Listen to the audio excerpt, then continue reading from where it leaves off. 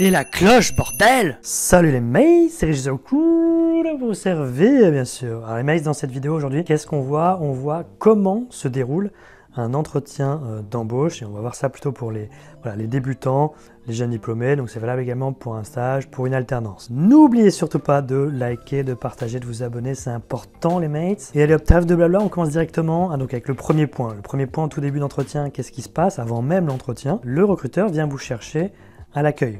Okay, donc il faut bien se dire une chose, c'est que la première impression que vous allez faire, elle commence déjà à l'accueil quand la personne vient vous chercher. Donc vous devez déjà faire très professionnel, la posture, le sourire, la poignée de main pour que justement le recruteur ait déjà une bonne image de vous. Ensuite, vous vous installez dans la salle d'entretien. Installez-vous rapidement, cherchez votre stylo, de quoi prendre des notes, ça c'est très important en tout début d'entretien. Et juste après ça, il y a deux possibilités. Soit le recruteur vous représente le poste, soit il ou elle vous demande directement qu'est-ce que vous avez compris du poste. Donc vous l'avez bien compris, il faut être préparé, il faut savoir présenter l'offre d'emploi si jamais on vous le demande en tout début d'entretien, mais normalement dans 90-99% des cas, le recruteur va vous représenter le poste. Donc là, très important, l'écoute active, vous prenez des notes sans perdre le contact visuel. Essayez dès le début de l'entretien de poser une ou deux questions, voilà, pour montrer votre motivation. Souvenez-vous de ce dicton,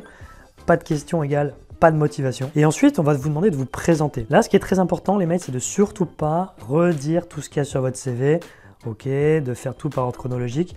La personne, elle a déjà eu votre CV, elle a souhaité vous rencontrer, donc le CV, ça matchait, d'accord? Le but, c'est pas de répéter ce qu'il y a dessus. Par contre, vous pouvez extraire et faciliter le travail du recruteur. Vous pouvez extraire les informations importantes, donc notamment vos 3-4 grandes compétences. Ça va grandement l'aider. Et justement, faire ressortir tout ce qui n'est pas sur votre CV. Donc en plus des 3-4 grandes compétences, il y a quel est votre plan de carrière, où est-ce que vous voulez être dans 3-5 ans, qu'est-ce que vous pouvez amener à l'entreprise, quelles sont vos qualités. Vous voyez, ce sont tous ces points-là qu'il faut vraiment amener dès le début de l'entretien pour pas que le recruteur ait à poser plein de questions pour trouver toutes ces informations. Et ces informations vont venir en plus de ce qu'il y a déjà sur votre CV. Et donc en plus des qualités et des grandes compétences, ce qui va vraiment être important de mentionner en tout début d'entretien, ce sont vos motivations. Pourquoi vous êtes là aujourd'hui pour ce poste? Qu'est-ce qui vous intéresse dans ce poste? Pourquoi vous visez cette entreprise? Vous voyez, ce sont des choses vraiment qui vont tourner autour de la motivation.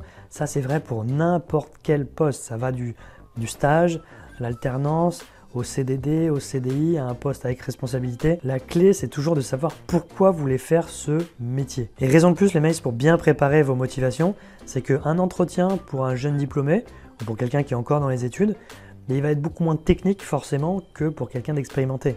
Peu importe votre secteur d'activité, vous aurez des questions très simples dans votre domaine et après, le gros des questions va tourner autour de vos motivations. Donc si vous savez bien exprimer ces différentes motivations, vous aurez réponse à toutes les questions. Ensuite, les mails, en fin d'entretien, il est très important de penser à faire une conclusion, ce que environ 99% des candidats ne font pas. D'accord? Une conclusion, pour être bien faite, elle doit être synthétique, okay, elle doit être punchy. Donc, il ne faut surtout pas repartir dans un monologue. La conclusion, ça tient en 2 points. Okay, synthèse du besoin et motivation et remerciement. Okay, c'est aussi simple que ça. Ça doit durer entre 30 secondes et 1 minute, pas plus, sinon ce ne sera pas efficace. Et c'est vraiment le moyen de faire une sorte de dernière bonne impression. Okay, on l'a vu, la première bonne impression, c'est à l'accueil quand la personne vient vous chercher. D'accord? La dernière bonne impression, c'est avec cette conclusion. Ensuite, les mails, même après l'entretien, il y a une dernière chose qu'on peut faire, c'est le mail de motivation. Ça, vous pouvez l'envoyer. Moi, je vous conseille de l'envoyer la veille du retour prévu.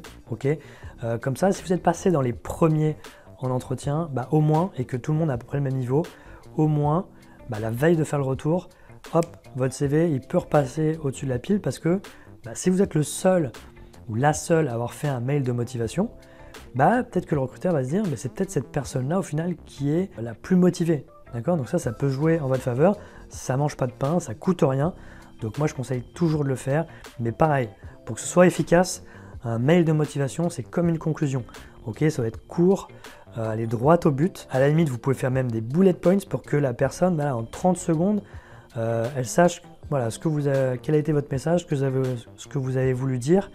Et voilà, elle n'a pas que ça à faire de lire un mail de quelqu'un qu'elle connaît à peine. Donc vraiment, faites rapide et efficace. Voilà, mais ce que je voulais vous dire pour cette vidéo.